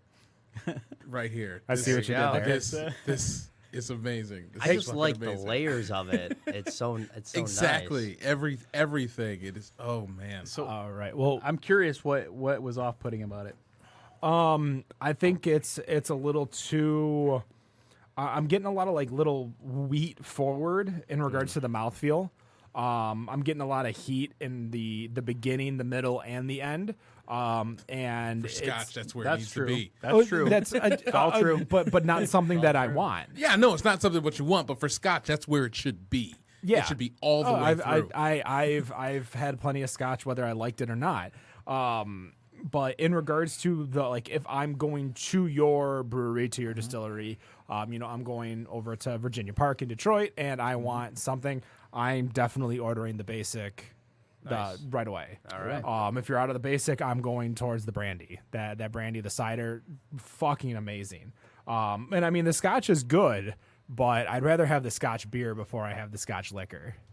I hear that. That's the heat at the end. So let's Good take feedback. a quick break, guys. Let's kind of reset. We got one more segment. We'll be right back. Better on Draft Podcast.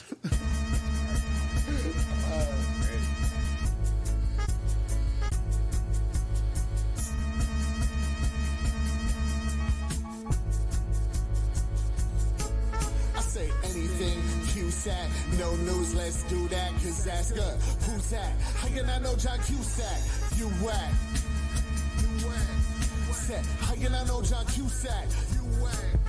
You can catch me at the grocery store hosiery aisle. Over my shoulder, smiles and chattering.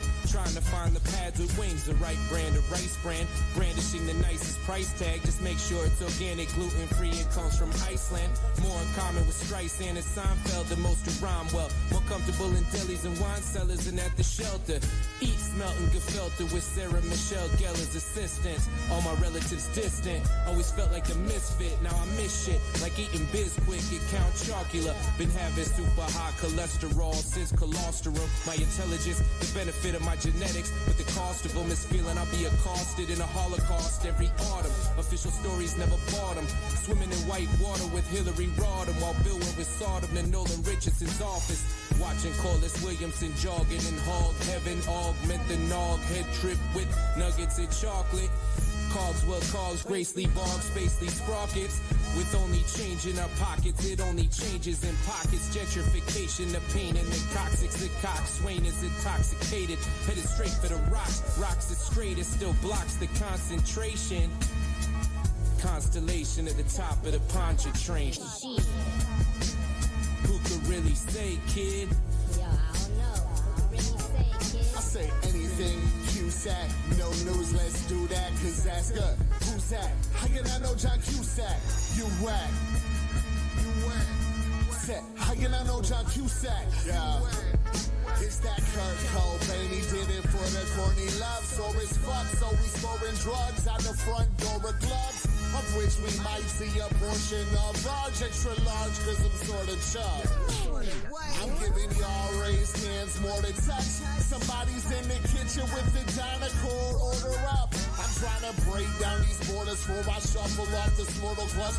Wifey supports, I guess she don't think we pouring up. Foreign order, foreign rum imported for us for a clutch. We don't use a fourth of the fortune that's afforded us, at least we know that. Growth rap, focus on the whole map. Global view like I was a part of that Apollo program. Not a Rollo throwback. Got couple ton of old hands. You never watch your raps at your bed. I told you ass, I wanna hold hands, whatever. Slow dance or something. Hold hands while I smartphone low maps. Like we don't know they low jacks. Oh snap, broken envelope drop like Bilbo's token. Fuck 'em open now, robe exposing no skin. Gross point blank stick going over all shit.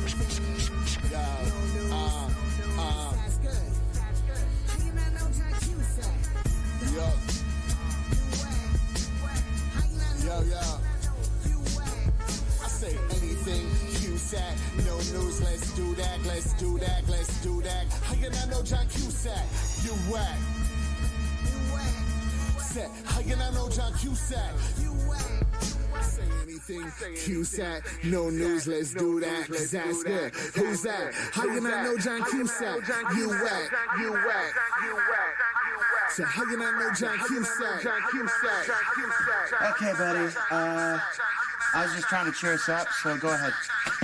And we are back, Better on Draft Podcast, episode 183. That is LXL. You've heard them during both breaks.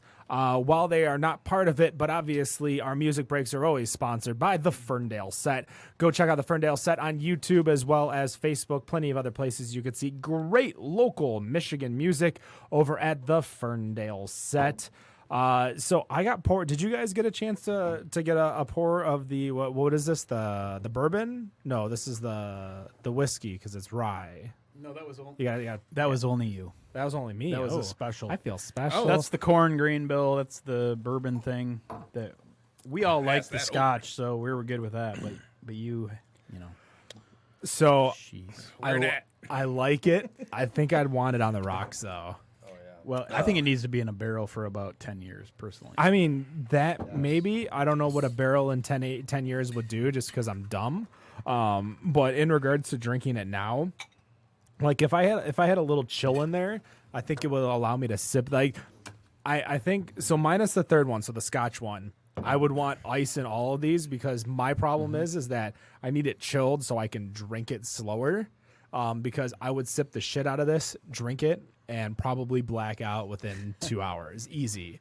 That's how easy drinking this is. So what would be now? You guys aren't selling this obviously yet. Hopefully, obviously for the future. You obviously want to sell it in the future. Yet you're not selling it, which is perfectly fine. But what's the price point going to be on like a shot of this, like a 1.5 ounce pour? Huh? We didn't think of that. Like I mean, What's that going to be, Jason? no. What would you the guess? So idea not is- official. So the idea is everything is going to be on tap in Detroit for sure. So we'd like Like you're to gonna have put the pre-mixed liquor on tap. cocktails in Oh. kegs, and we're going to offer those. Now, depending on how the spirits come out, which, you know, we're getting some good feedback here, we may be offering them just straight, or we may be barrel aging them and then definitely offering them straight. So time will tell on that. I would buy pints of these in a heartbeat. Like you're in Detroit, I would run up to Nice. Flint and start like rebuilding my liquor cabinet just to Well, that's good feedback. just to I like that brandy one. Oh my god. That's one where in my eyes as like a party host, I'd be like, this is the perfect party drink, like Yeah. the perfect party Nice. shot. sip Like it. somebody shows up, and not necessarily like back in the day, which we may remember. I know Rob does. People would just show up at your house, and you make them. You know, you'd have the good cookies for them when they came out, and you make a pot of coffee. Oh, yeah. Right? You know, the Stelladoras would come out, Yeah. and like that's what I would expect. Like somebody would come in, and I'd pour them a shot of this, and we just drink this. Well, I will say, you know, our whole brand and concept and purpose is really about the average blue collar person in Flint and Detroit now. So definitely in terms of the pricing, it will be affordable and accessible. I think the average price in Flint is still around $5 when you factor in the ciders and the beers. So not to cut you off, but Yeah. like Virginia Park is still Boston Edison News Center. That ain't poor money areas in regards to Detroit. Not for how much those houses cost. No.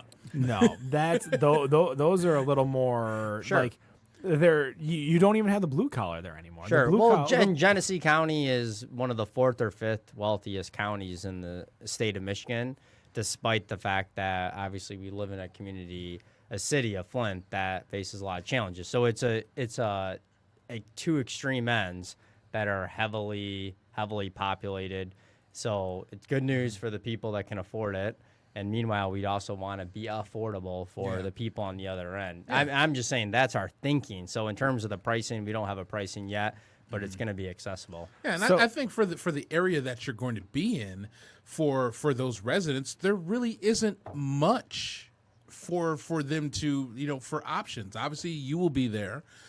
Batch will be there, but other than that, they have to travel further to go to Eastern Market, to Brew Detroit, to Batch, to go further up north, to go to don't forget Royal Oak. well, don't forget Tri-Corners, Jolly Pumpkin, Traffic Jam, and Motor City. I don't count Yeah, Jolly that's Pumpkins. This is all sour, so I don't give a shit.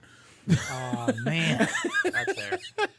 Well, damn, Rob, tell me how you really feel. Right. I'm looking at Genesee. Now, mind you, I've done a lot of traveling within my job, and I've done a lot in Genesee County, and I'm looking at the cities and stuff.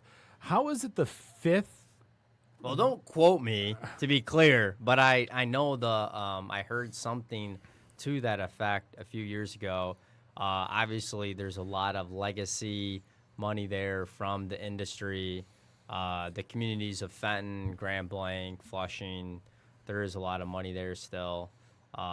So that's my understanding. Again, don't quote me because that's not my business. But that I'm in. our neighborhood ain't that. Right. Well, Our neighborhood's not that. I'm not trying to be like no. you mentioned it. I'm like, I'm trying to rack my brain because with my job I've been so much around the state, and I'm like, what city is in Genesee County that I'm missing? Because when people say Wayne County, you're like, really, Wayne County? But then they forget the Grosse Points exist in Wayne County. Yeah. Like in Oakland County, when you say something about Oakland County and you think, okay, Troy, Rochester Hills, but you forget not Beverly Hills, Berkeley, Birmingham, West Bloomfield. Like Troy is the poor part of Oakland County. Those poor people. Most don't see it that way. Unfortunate for them. I always bring it up. Like if you ever want to see what like the true like poverty to rich people line is, you take 18 Mile at Dodge Park and you just start heading west, and you see the houses continuously go from 2 figures to low 3 figures to mid 3 figures to not 6. So 5,000 or 50,000 to 500 to 5 million to 50. Like you just see this giant line all the way up to Long Lake, and you're like, holy shit. Because I used to play tennis, and we would have to go to West Bloomfield for one of our opponents, and I would just take Long Lake all the way up there, and I'm like, holy fuck, these houses. Like I lived in a modest house. My parents are about to sell their house for about $320,000 in Troy, and that's the poor side of Troy. Okay. Like the rich side of Troy is you're getting in 7 figures easy. Because I promise you go to like where Troy High is versus where Troy Athens is in regards to the houses. You've got the true blue collar middle class housing in Troy, which is that area, and then you got the other people for sure. Did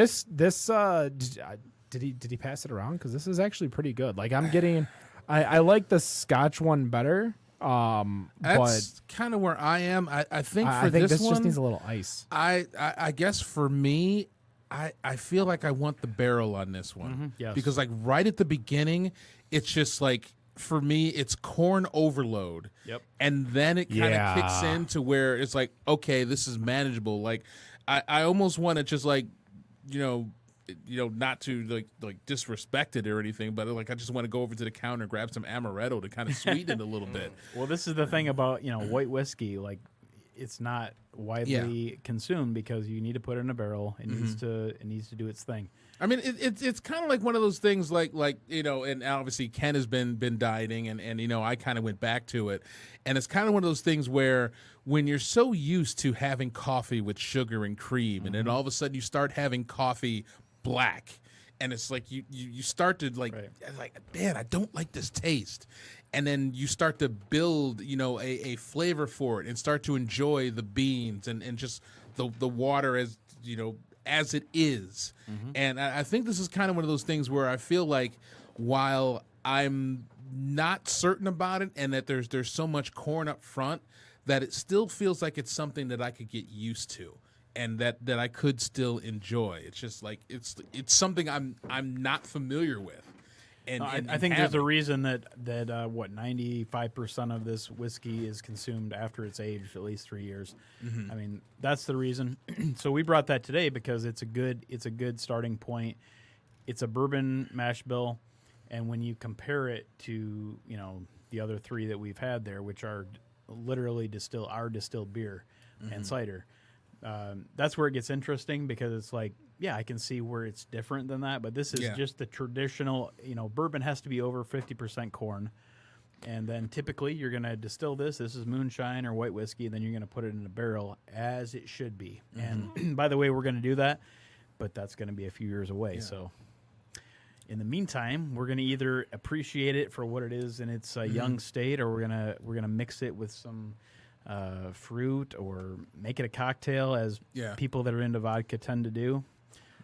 Just make it that neutral grain spirit. I need to make a comment about pre-made cocktails. Go ahead. They are garbage. Oh, no. All right. We're getting into it. So trash. I'm going to be blunt. Detroit City Distillery has amazing liquor.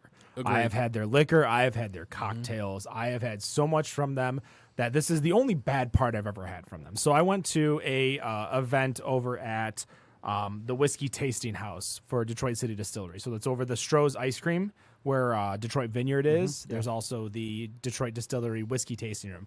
So they actually had a wrestling event there called Old Timey Wrestling. So they brought in this group that comes in that performs, and they're like, mind you, it's like catch as catch can, like 1920s type wrestling. Oh, wow. So it's a whole event, a whole show. They have a live ragtime band to play all the entrance music.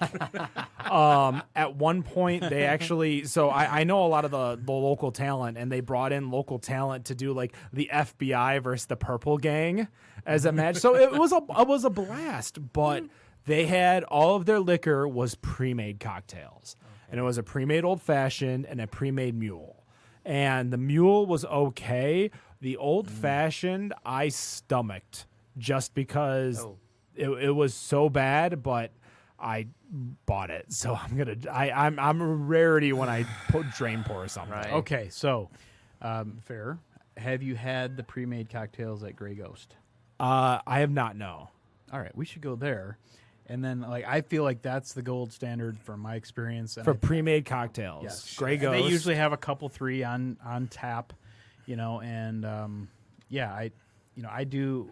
We're basing what we're doing on the fact that you can make a simple pre-made cocktail, put it on tap, and we do want to do that because we do have some experience with the whole cocktail scene, and there's a big advantage to be able to make the cocktail the way you want it in the back of the house and have the servers pour it the way that it was envisioned to begin with. And I think Grey Ghost does a great job. So maybe we should go. I mean, it's we only should go a see. it's a 15-minute walk from my apartment. So There we go. I almost felt like I had to have a pre-approval letter to walk into that place. It looks Maybe way too damn swanky.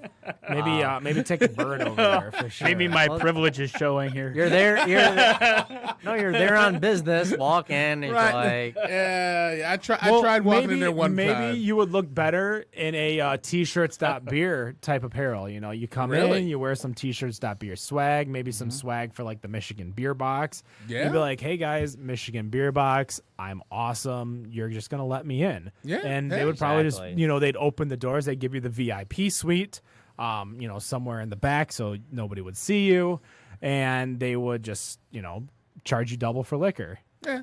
Well, and if not, I can walk a couple blocks over to 8 Degrees.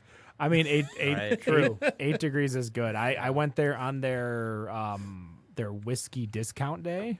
I think it's like Tuesdays. Yeah. Yeah, it was good. I've ridden my bike there. I've ridden birds there before. It's a nice little place to have a few drinks. It's hard because I got Tommy McGee's right in front of me. True. And if I want to go cheap, I got Vivio's right in front of me. Yeah. No offense to Vivio's. Their Bloody Right. Mary's like the best Bloody Mary in the state. But Yeah. unless you're going on Saturday and you go like right when they open, it's not really a easy place to get to. Have you guys ever been to Vivio's for their Bloody Marys? Have not. I have not. Nice little burger bar. Yeah, next time you guys Yeah. decide to go to Eastern Market, it's right in Eastern Market, right next to DeVries and the seafood shop, same building. So yeah, definitely a great place to go for Bloody Marys. Right. I'm not a big fan of it, but everyone tells me this, therefore I just kind of assume. Like I just take it Go as with it. fact. Yeah, let's go with it. Yeah, like a lot of people entrust me when I say there's a good place to go for beer. Yeah. Right. And actually, just real quick, a quick shout out to Eastern Market Brewing Company. They participated in the Quicken Loans Detroit Demo Days last week. And basically, it's Quicken Loans who are basically giving out over $1 million in funding. And Dane basically just had to go on stage, give a 90-second pitch on what they wanted to do with the brewery. And basically, they want to make a new space next door to where they are right now, have a little window for to-go cans and whatnot. And they ended up actually getting third place, which third place really wasn't bad because they ended up getting $150,000. So definitely a shout out to Dane and the crew over there for putting in the work to getting that done, because I think that is going to make the space a hell of a lot. I mean, it's great as it is, but I think that is going to make the space a hell of a lot better. You know how I found about Eastern Market Brewing? I went to mibeermap.com. Did you now? Yeah, I went to mibeermap.com, showed me all the breweries that are opening, including all the breweries that are opening in the near future. And as I see it right here, 8517 2nd Avenue, Detroit, Michigan, 48202 for Tenacity Craft. Right on. Right on that map. It is a great map Nice. for you to use. You can throw it right on your Google Maps on your phone. Whether you have Android, iOS, doesn't matter. It'll tell you the hours as well as what's closest for your beercations. Do you guys, I mean, you guys are owners. Do you guys get a chance to go on any beercations? Do you guys get a chance to beer hop anywhere? No, I mean, we're the biggest fanboys ever. So the reason we're doing this is because we love beer. You know, this is our little take on it. We get to do our thing, and yeah. What's in your fridge right now? Well, I brought two of them. I brought let's see, what did we bring? No, you didn't bring the. It'll be in I our. bring a right lard there in hobo. I front of brought you. a lard hobo. I brought a Central State Sports Television. It's a light kind of a session, New England.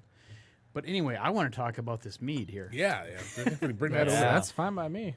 I mean, so mead is another thing that the that other license opens up, and it seems almost heresy to be trying to do mead in the backyard of the grandfather, the godfather of mead, Ken Schramm, who we are definitely disciples of. But we keep bees, we make our own honey, and this one here that you're tasting is some wild blueberries in some mead. Yeah. All right, before we get to tasty notes from the chat, Melissa Rasmussen says hello. Hi. It says Heart JPO, so I'm assuming you're JPO, Jason. I don't know. I don't know. Melissa's the wife of our partner, Jeff. So. All right. Maybe Jeff JPO? Well, I mean, unless Jeff's name is Rasmussen. then JPO is what? JPO. Oh, JPO maybe. I don't know, John Sol. No. I think- JPO Sullivan, maybe? Yeah, maybe. Yeah, maybe. that's a distributor. We also have Dan Cook, former host of the Better on Draft podcast, saying not enough Matt and Rob. Why did they put you in the corner? Nobody puts Robert in the corner. Ever. Unless needed. Holy fuck. You're right over there? Either it's that's good or bad. Taste those wild berries? Yeah, I'm getting all sweet, no liquor. Well, That is definitely it is about dangerous. a 14%. It's a 14% is- as far as I can tell. Extremely dangerous to be doing something like that. What goes in this mead? Obviously, honey. Honey. Yes, honey. Yes, it's honey and yeast to ferment that honey, and then wild blueberries. That is it. Wow. The end. Damn, that is all. There's a lot of hot fermentation going on. It was a super hot ferment. I mean, I never seen anything like this. I thought you said hop ferment. No, hot. And that's why I raised my Hot. eyebrow at you. It's just like, huh? No hops. Hot fermentation. Just And, Heard. and I guess being the disciples, so to speak, of one Mr. Ken Schramm, there's one thing that kind of, while I like Schramm's mead that they put out, one of the things that kind of is a bit off-putting, which it kind of shouldn't be because, that's the cost of making mead, but fuck, mead is expensive. Honey is expensive. Honey is expensive. I think a lot of it is that as much as we have Ken Schramm in the area, for mead in the area, it is getting bigger and bigger and bigger. So we had Bee Nectar, which was probably their biggest competition at one point. Then you had Cellarman's. Now you have Bloom. You have there's a place in Harrison Township that Superior Lakes, I think, is the name of it. Okay. There are more and more meads, as well as more and more meads distroed to the area. So I think we're getting into a point where his price point is because of the ingredients and the time and effort that goes into the mead. 100%. He's not overcharging.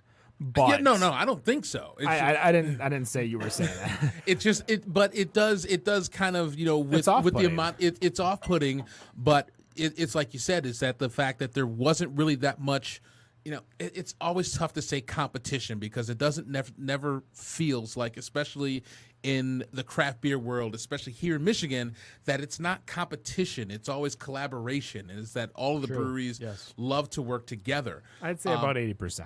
Yeah. But, for mead, it's I can say it. Schramm's, You guys it's can't, but I can Bee say it. Nectar, and then that was it. And then, like you said, you have all these other meaderies that are coming in. Cellarmans, I throw them in there. And Cellarmans too. I'm sorry. I don't know if that's going to bring his price point down. We still got 4 years on that story. Yeah. In 4 years, so episode like 400, we are going to be having the down and dirty Cellarman story, as promised by Drunk Ian. So we just got to make sure to talk to Drunk Ian, not sober Ian, but Drunk Ian. Drunk Ian. Yeah. But no, like obviously we love the folks over at Bee Nectar. We had Dana on over at the World Expo of Beer, which is crazy because for how outgoing she is, she was so scared to be on the mic. And she's the one like promoting Bee Nectar at the Renaissance Festival because I think they took over like the main alcohol sponsor. I think over like Dragon Mead and Guinness and stuff over there, just because mead, Renaissance, it kind of goes hand in hand for sure. Yeah. So we got like 4 minutes to go. I really don't know where I was going with this whole thing because we did all the sponsors, we did everything. So Tenacity, you guys are in Flint. Where are you guys located in Flint? We're at 119 North Grand Traverse. It's a block outside of downtown. Yeah, come visit us. We will 7 be days. 6 days. 7 days. No. We're What? open Sunday now. Well, newsflash, you heard it here first. 7 days. 7 days through the summer for sure. We're open at noon on Friday, Saturday, and Sunday, and then 3 p.m. every other day. And come on by. We got food, we got beer, we got cider, we have coffee. You got your food? We have our food, yes. We Yeah, do you our have own- a full food program over we there? do food. We have a food truck, Vehicle City Tacos, that is there every day, and it does tacos, nachos, burritos, and bowls. Well, I mean, I could probably go for the bowls. That whole keto life, like there's keto no life, yes. no beans, rice, corn tortillas. You can take it all away if you want. and just like scrape it all. It's like when I Keto go to. bowl. Yes, I mean, keto. I've done that plenty of times going to Chipotle or Qdoba. Just like, you want beans or rice? No, No. just double meat, Double cheese, lettuce. Like- Give me as much meat and lettuce as possible for $10. Yeah. Yes. Yeah, that should be what I should just go. There we for. go. Here's my $10 bill. I want you to fill it up with just lettuce, cheese, queso, and meat for that $10. That's it. Just like not $10.60, $10. Yeah. So Out the door. yeah, $10.60 or $10 out the door. Yeah, you guys are kind of you're over by University of Michigan Flint, right over there. Yeah, we're like a Kettering. mile off of 69 if you head north or south on 475 or I-75. We're right there, a mile off the highway. We're right in between U of M Flint, Kettering, downtown. Tucked right in there, but easily accessible. I mean, you guys kind of have the whole northwest area is a desert of beer and alcohol. Like there's nothing there. So obviously, I'm sure a lot of people probably come down from Flushing, Montrose, Burt, that area. Definitely. And Mount fun Morris. fact, we have a livery on site. So kayak, what is it? Kayak Yeah, Flint? Kayak Flint. If you want to Yes. kayak down the famous Flint River, You can do it. you can do it, and you can have Wow. a beer while doing it. Wow. Do you guys have cans to? No, but it's Howlers. better on draft. Yeah. Do you have crawlers? to go? We do have all, we have all of that. That's a bit of multitasking, holding a pint and an oar at the same time. Why do I keep turning right? Just Am I keep using switching. the? I was gonna say, am I using the oar wrong for sure? Have you ever done? I don't. That's a question because I never have. But I think Traverse City does a huge like kayak tour every year. Yeah. Where you can kayak from brewery to brewery to brewery, going down the as I'm blowing it up right now the Boardman River. Boardman River, yeah. You can go brewery to finish back to brewery, so you can do that. It just seems like a disaster. Oh my god. It is fun, and if you add alcohol and beer, I mean, it's just it's a good time. Highly recommended. Get in a kayak. People are blown away. that Where you can they find you kayak. guys online?